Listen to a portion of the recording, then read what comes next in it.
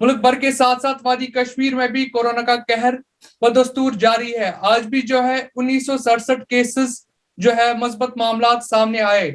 इसी हवाले से मेरे साथ मौजूद है डॉक्टर्स एसोसिएशन कश्मीर के सदर डॉक्टर निसारुल हसन साहब। जी डॉक्टर साहब, आपका इस्तकबाल है ENN न्यूज में। शुक्रिया मुझे प्रोग्राम में बुलाने के लिए जावेद साहब। जी सर, डॉक्टर साहब आपसे जानेंगे कि इस वक्त कोविड के केसेस लगातार इजाफा होता जा रहा है। क्या किस तरीके से बढ़ रहे हैं केसेस सर? देखो, ओमिक्रॉन के हवाले से अगर आप बात करोगे, अभी तक के जितने भी वेरिएंट्स हमने कोविड-19 के देखे, अभी तक का सबसे इन्फेक्शियस वेरिएंट ओमिक्रॉन है। और जो जिसकी एविडेंस ये है कि कुछ ही दिनों में और मुझे लगता है कुछ ही हफ्तों में इसने पूरी दुनिया को अपनी लपेट में लिया है। और मुल्क की बात करोगे, हिंदुस्तान की बाकी रियासतों की बात करोगे, तो वो भी ओमिक्रॉन के हवाले से इस थर्ड वेव का जो इनकाद मुल्क में हो गया है, तो वो इस ओमिक्रॉन की वजह से ही हो गया है। It is raising across the world including the country. और कश्मीर के हवाले से अगर आप बात करोगे, हमने जो डिटेक्शन केसेस की जो कुछ दिनों पहले 5, अब तो 23 हो गया है, जो दिसंबर में हमने भेजे थे, तो उनके रिजल्ट्स ट्यूसडे को आ गए। लेकिन मुझे लगता है कहीं ना कहीं कि पहले से ही ये ओमिक्रॉन जब बाकी रियासतों में ये था, तब भी हमारे इसमें ये आया था। It was just that we were not detecting it because जितने भी जेनेटिक टेस्टिंग इसके लिए होती है, हमको बाहर भेजना पड़ता है, क्योंकि जेनेटिक टेस्टिंग लैब कश्मीर में नहीं है, इसलिए बहुत देरी होती है, क्योंकि वहां पे केस सैंपल्स का बड़ा लोड होता है। बहरहाल ओमिक्रॉन के हवाले से कश्मीर में भी इसका बिगुल बज गया है और हजारों की तादाद में केसेस है। लेकिन मेरा ये मानना है कि ये इतना इन्फेक्शियस है कि अगर आप ये जो केसेस हैं कश्मीर के हवाले से, they are gross underestimate. इससे कई गुना ज्यादा केसेस होंगे। लेकिन ओमिक्रॉन के हवाले से एक चीज है कि दो इट इज इन्फेक्शियस, लेकिन it does not cause that severe disease. जिस तरह हमने सेकेंड वेव में डेल्टा वायरस को देखा, वहां पे डेल्टा वायरस जो है, it was causing virulent disease, devastated, deaths ज्यादा होती थी, अस्पतालों में जगह ही नहीं थी, आईसीयू भरे पड़े होते थे, वेंटिलेटर्स भरे पड़े होते थे। लेकिन ओमिक्रॉन के हवाले से अगर इसने पूरी दुनिया को अपने लपेट में लिया है, हजारों की तादाद में कश्मीर के हवाले से भी केसेस उभर के आ रहे हैं, वो भी चंद दिनों में। कुछ दिनों पहले तो आपको it were in 2 digits number, लेकिन अब हजारों की तादाद में। और मेरा ये मानना है कि this is gross under estimate.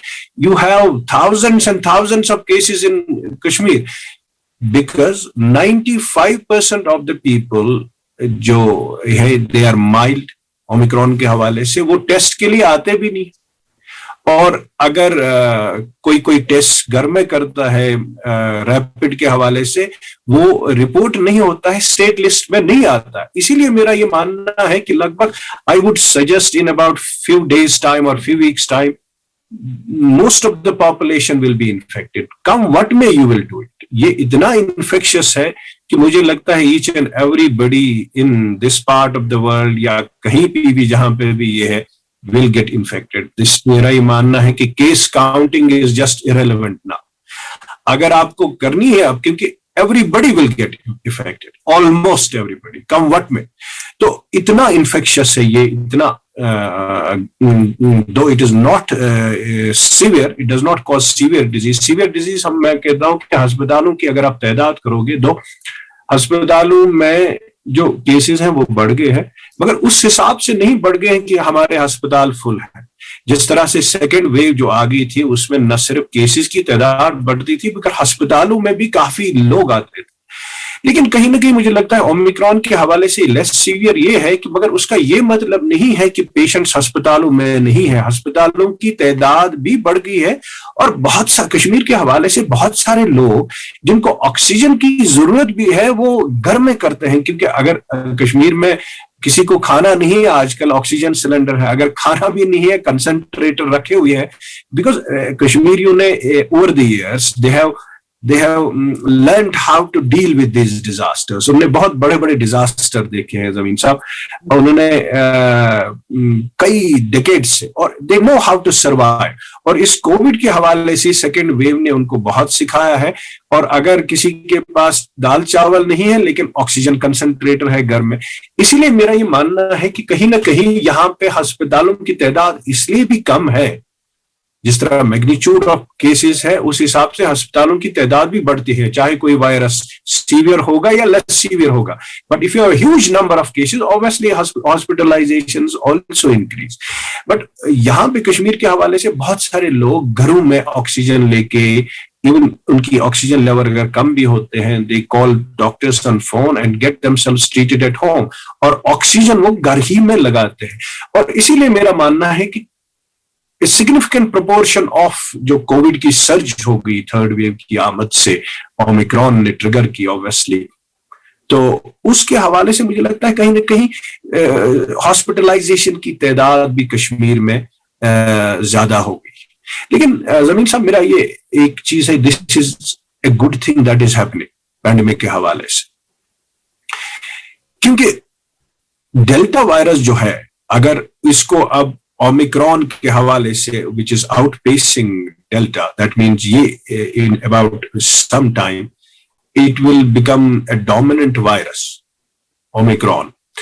तो if it is a mild and each and everybody will get infected come what may, तो this is a good thing, because by way of this pandemic will go, क्योंकि जो Delta था वो ज्यादा virulent था, it was causing more deaths, more hospital. Omicron के हवाले से ये पॉपुलेशंस को इन्फेक्ट करता है बट बड़ा माइल्ड है, और एक्सपर्ट्स का ये अंदेशा है कि this is a prediction and we can just predict, it's a new thing. कोई 100% ये नहीं बोल सकता कि ये होगा, बट इट्स अ प्रेडिक्शन के मुझे लगता है जिस तेजी से ये आ गया उसी तेजी से पीक भी आएगा। आपने देखा होगा महाराष्ट्र के हवाले से, दिल्ली के हवाले से, there is a flattening to some extent, and experts believe there कि in about few days time peak आएगा महाराष्ट्र में या दिल्ली में, और महाराष्ट्र में there is an indication possibly peak आ गया।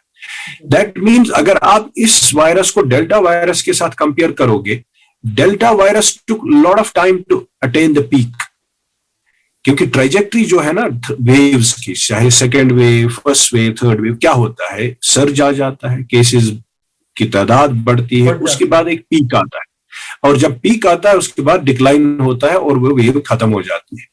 इसी वही ट्रेजेक्टरी ये कोविड थर्ड जो वेव है यही वो इख्तियार करेगी। लेकिन ओमिक्रॉन के हवाले से जो जिसने ट्रिगर किया ये थर्ड वेव, ये एकदम आ गई ये थर्ड वेव, और अंदेशा है कि एकदम ये पीक अटेन करेगा, उसके बाद ये जल्दी जाएगा। That means it will not sustain for a long time, जिस तरह हमने डेल्टा वेव, सेकेंड वेव देखी।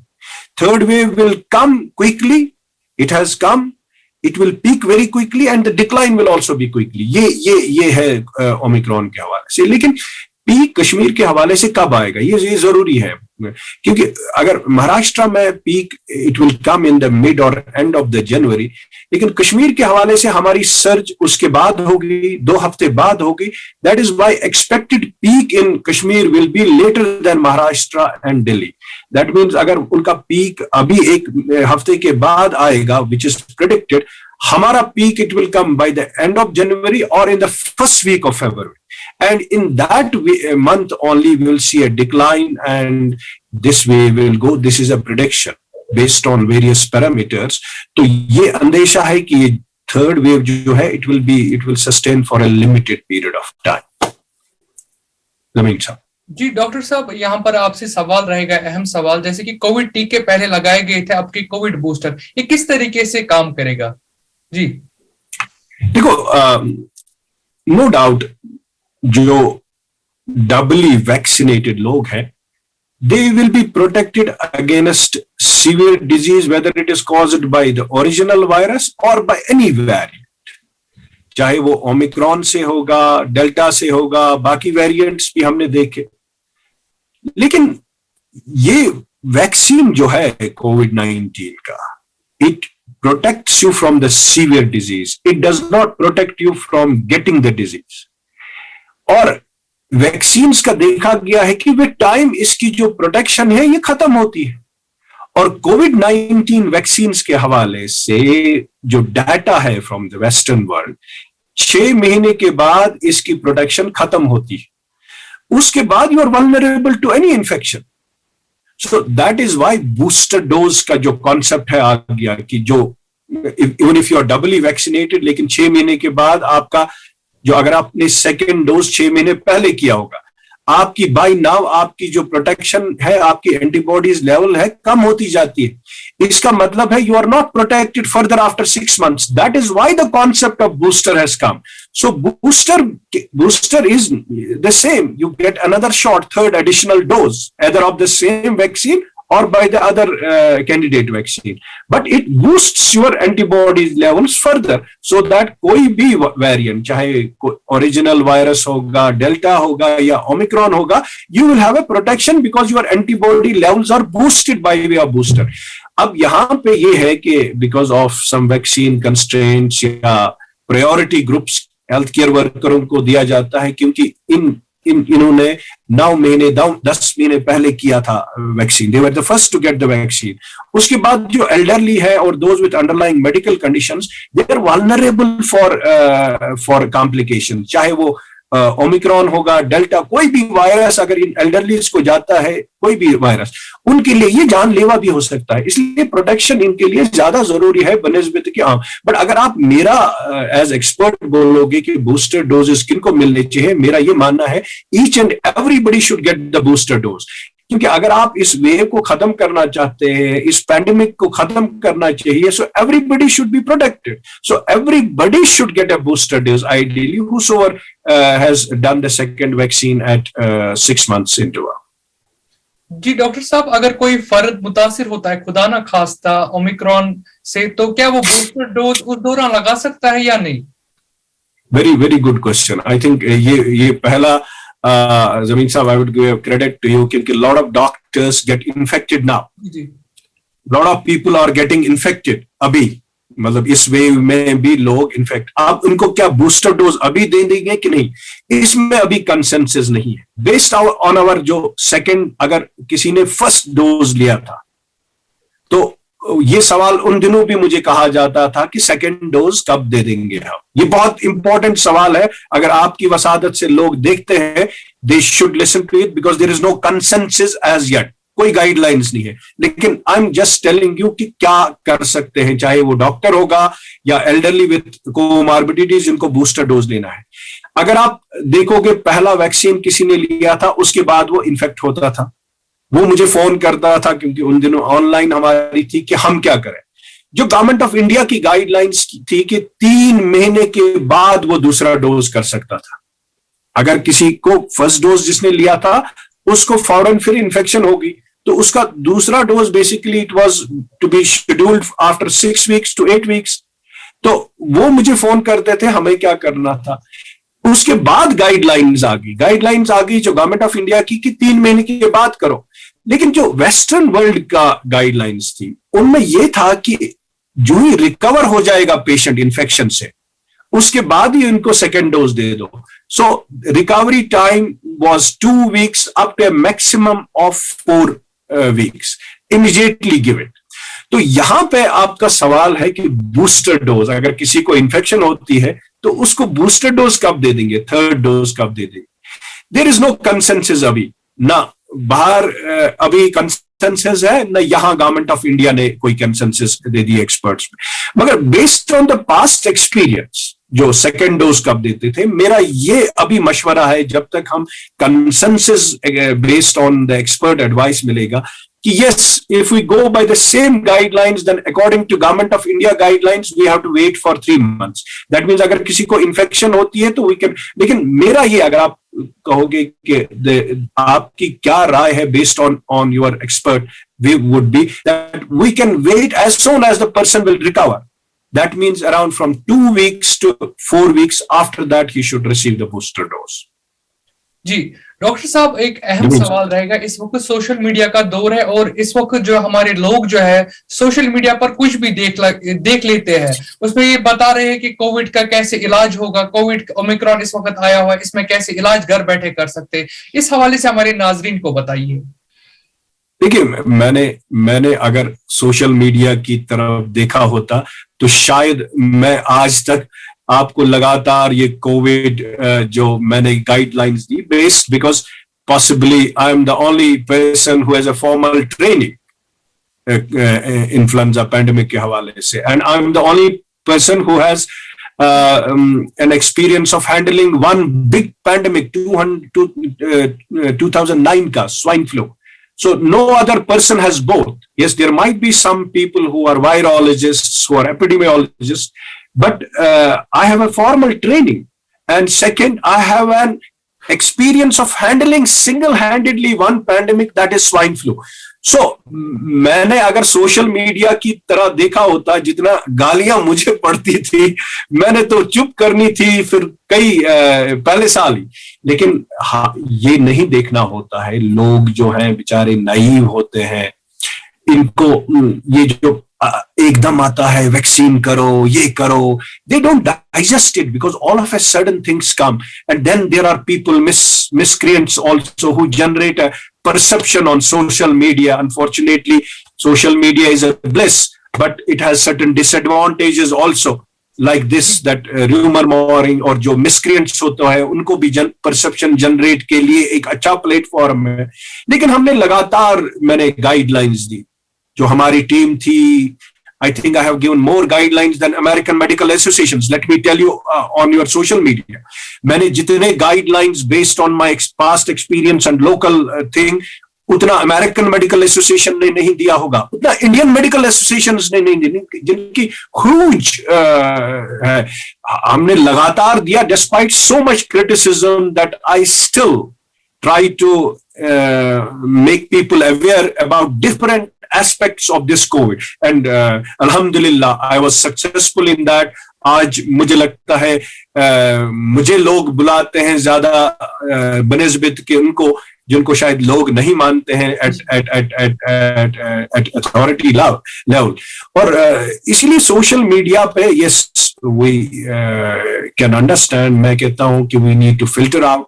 ये authorities की भी जिम्मेदारी है कि they have to filter it out, they have to see to it कि those who are spreading these, they have to book these. अगर वो बाकी चीजों पे बुक करते हैं तो इन पे क्यों नहीं बुक करेंगे? And they should promote those experts who are doing a job, not that you will X them only. उन्हीं को आप बुक करोगे जो अवेयर करते हैं, उनको नहीं बुक करोगे जो जनरेट गलत बोलते हैं लोगों को. Unfortunately, we should allow experts to talk. If expert will not talk, then who will talk? अगर यही हुआ कश्मीर में. Expert जो है, expert opinion was not taken, and experts were not allowed to talk the way they should have talked. Suppose आप America देखोगे, आप देखो experts are talking. There वहां पे governments people don't talk because they are not supposed to make people aware. यहाँ पे unfortunately, let me tell you, experts were not allowed to talk. Nor यहाँ पे थोड़ा सा ये है कि digestibility की problem है, लेकिन overall they are just minuscule people. 90% people wanted good information. They wanted a correct information from the people. But unfortunately, having said that, कि थोड़ा सा experts की कमी रही social media पे, कि that there was not an overwhelming response initially. So that created a mess in the minds of people. That created doubts in the minds of people.